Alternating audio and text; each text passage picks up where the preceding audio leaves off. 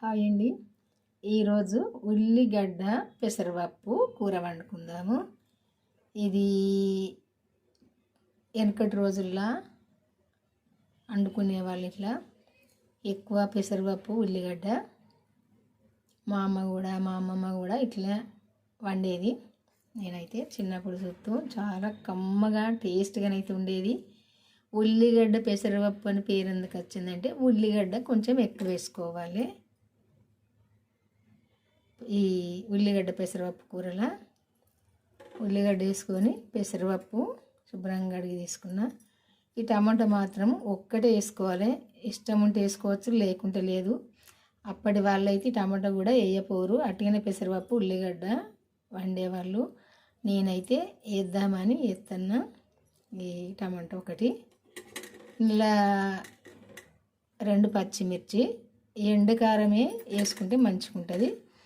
ఎందుకంటే ఇంట్లో ఏదైతే ఎప్పుడు వేయాలో, ఏదేది వేసుకుంటే టేస్ట్గా ఉంటుందో, ఏదేది వేసి వండుకుంటే టేస్ట్గా ఉంటుందో చూడాలి.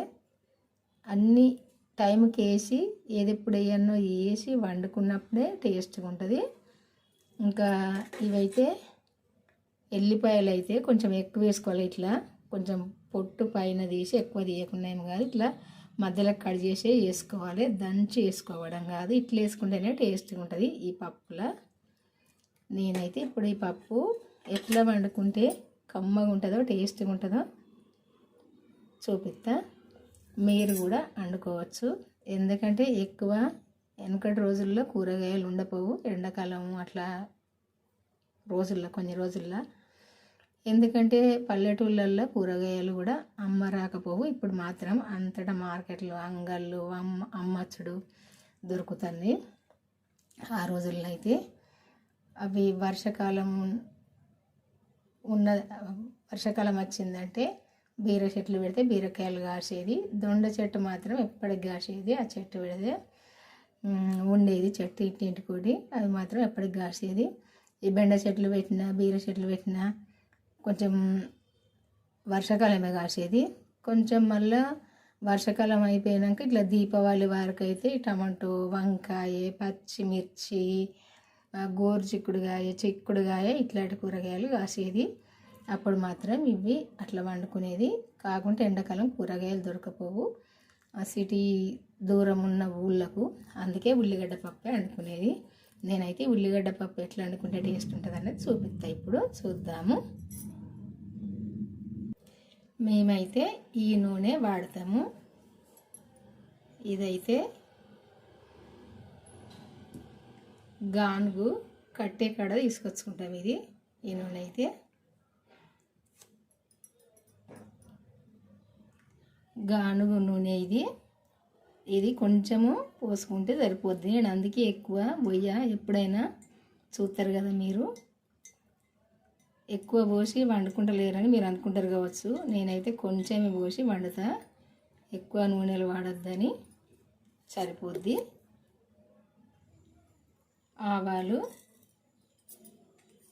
ఆవాలు అయితే కంపల్సరీ పప్పులు వేసుకోవాలి. వేసుకుంటే మంచి టేస్ట్ ఉంటుంది.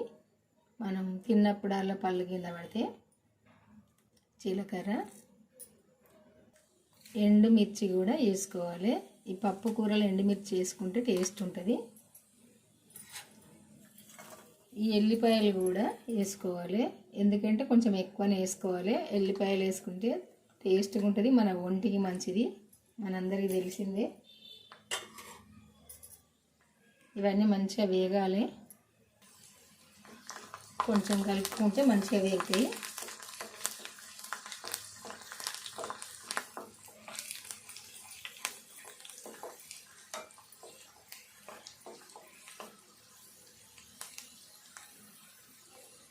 ఈ ఎల్లిపాయ అయితే దూరగా వేగాలి మంచిగా. ఈ మిర్చి కూడా వేగాలి.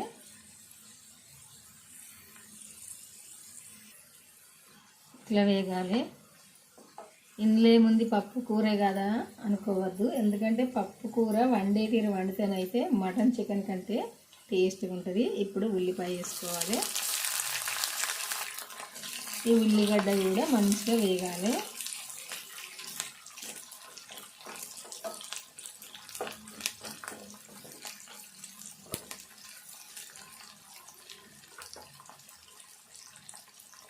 కరివేపాకు కూడా వేసుకోవాలి.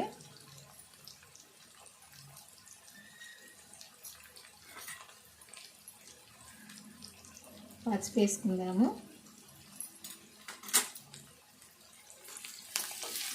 ఈ ఉల్లిగడ్డ దోరగా వేగినాక అల్లము వెల్లుల్లి పేస్ట్ వేసుకోవాలి. ఎందుకంటే ఫస్ట్ వేసుకోవద్దు, ఫస్ట్ వేసుకుంటే అడుక్కంతా అంటుకుంటుంది. కొంచెం మంచిగా దోరగా వేగాలి ఇవి.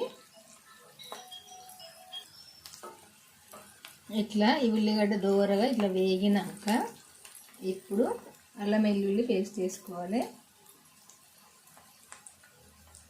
ఇది కూడా కొద్దిగా వేగాలి.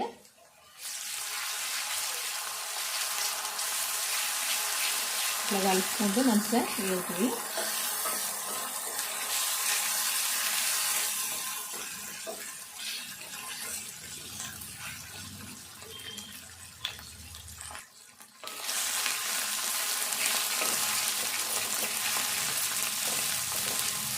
నేను అదే చెప్పేది, ఎందుకంటే కొంచెం లేట్గా వేసుకోవాలని. ఇట్లా అంటుకుంటుంది. మనము ఇట్లా ఉల్లిగడ్డ వేసినాకనే పచ్చిమిర్చి వేసినాకనే వేసుకోవద్దు అల్లం వెల్లుల్లి పేస్ట్. ఇట్లా మంచిగా వేగినాక ఇప్పుడు పెసరపప్పు ఇందులో వేసుకోవాలి.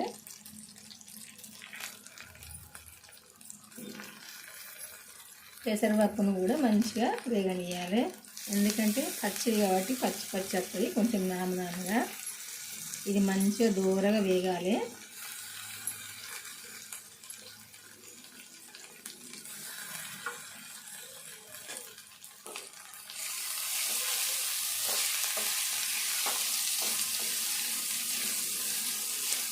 అంతా కలిసేటట్టు కలుపుకోవాలి. ఇది మంచిగా కొద్దిసేపు వేగినాక టమాటో వేసుకోవాలి. టమాటో వేసుకోకుండా వేగనియాలి.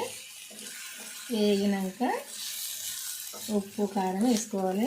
ఇప్పుడు ఫస్ట్ అయితే ఉప్పు వేసుకోవాలి కొంచెము, ఎందుకంటే ఇది మరీ మెత్తగా ఉడకద్దు, కొంచెం వక్కలుగా ఉంటేనే టేస్ట్గా ఉంటుంది ఉల్లిగడ్డ పప్పు.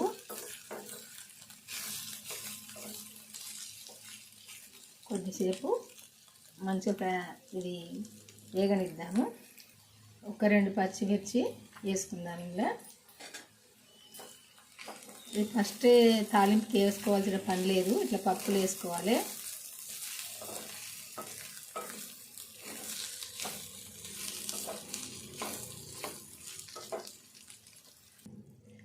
ఇట్లా అంతా ఒకసారి కలుపుకొని ఇట్లా దూరగా వేగినాక ఇప్పుడు ఈ నూనెలో మంచిగా ఇట్లా దూరగా వేగినాక ఇప్పుడు చిన్నగా కట్ చేసుకున్న టమాటా వేసుకోవాలి. ఇది కూడా టమాటా కూడా మెత్తగా కావాలి, దగ్గరికి రావాలి, మెత్తగా కావాలి. కొద్దిసేపు ఇప్పుడు మూత పెట్టుకుందాము.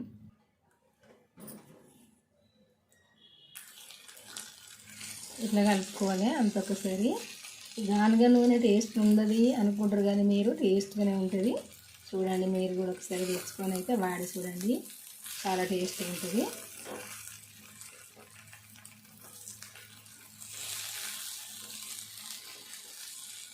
ఫిల్టర్ అవుతుంది, మంచిగా టేస్ట్గా ఉంటుంది. ఇట్లా తెచ్చుకొని అయితే వండుకోండి ఒకసారి అయితే. ఇప్పుడైతే దీనిలో ఉప్పు కారం వేసుకుందాము.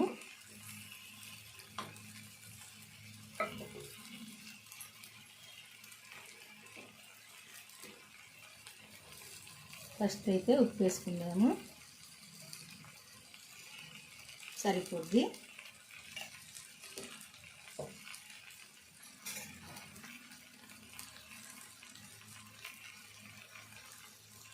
సరిపోద్ది. కారం కూడా ఒక చెంచా వేసిన.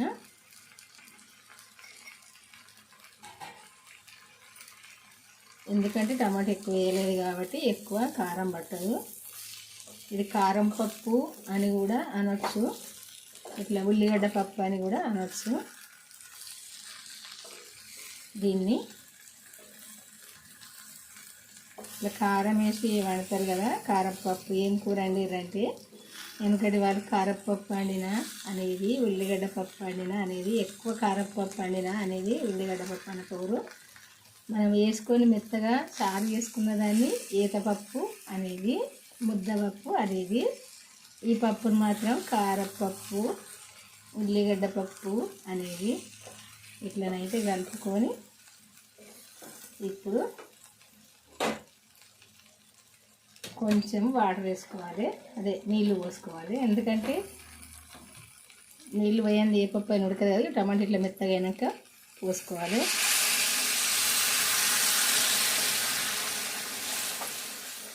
ఇది మరీ మెత్తగా ఉడకద్దు, ఉడికితే టేస్ట్ ఉండదు. అందుకే నేను కొంచెం మనం మంచినీళ్ళు తాగే గ్లాస్ తోటి సగం గ్లాసు తక్కువ పోసిన కొద్ది ఉడికితే అయిపోద్ది, ఎక్కువ ఉడకవలసిన పని లేదు ఇది.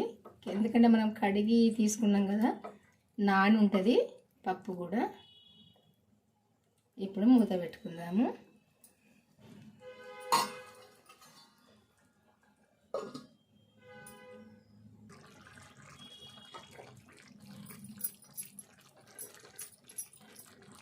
ఇట్లా ఒక్కసారి కలుపుకొని ఇట్లా దగ్గరికి వచ్చినాక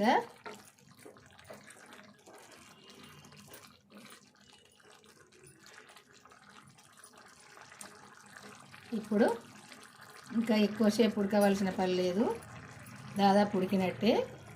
ఇంట్లో ఏంపిన ధనియాల పొడి వేసుకోవాలి, మంచి టేస్ట్ ఉంటుంది పప్పు కూరల్లో. కొన్ని కూరల్లో వేంపింది వేసుకుంటేనే మంచి టేస్ట్ ఉంటుంది. ఈ పులుపు కూరల్లో ఇట్లా ఈ కారపప్పు కూర వండితే ఇట్లా వేసుకోవాలి.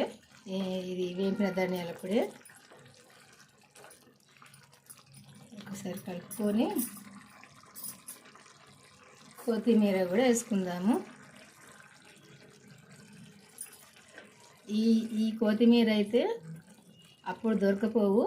మేము చిన్నప్పుడు అయితే పాతకాలం అప్పుడు ఇది దొరకపోవు. మా అమ్మమ్మ వాళ్ళ టైంలో, మా అమ్మమ్మ టైంలో అయినా ఎప్పుడంటే ఇది దసరా పోయినాక ఈ ధనియాలు అలికేవాళ్ళు చేనులో. అలుకుతే ఇట్లా దీపావళి వరకు కొంచెము ఆకు ఇట్లా మనం ఇది కూరలు వేసుకునేటట్టు పెరిగేది. అప్పుడైతే వేసుకుందాము. అప్పటి నుండి ఇంకా ఉగాది పండుగ అయిపోయేదాకా ఉండేది. ఇంకా అప్పుడే దొరికేది, తర్వాతనైతే దొరకపోవు ఊళ్ళల్లో.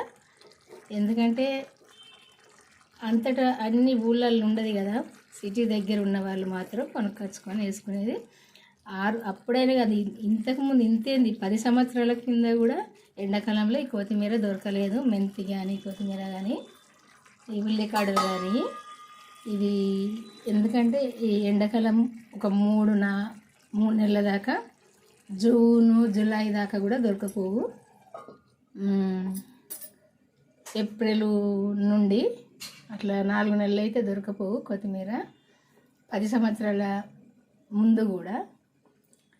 ఇంకా ఈ మధ్యలో మాత్రం ఏ కాలం అనకుండా అలుకుతాండ్రు ధనియాలు, ఈ కొత్తిమీర దొరుకుతుంది.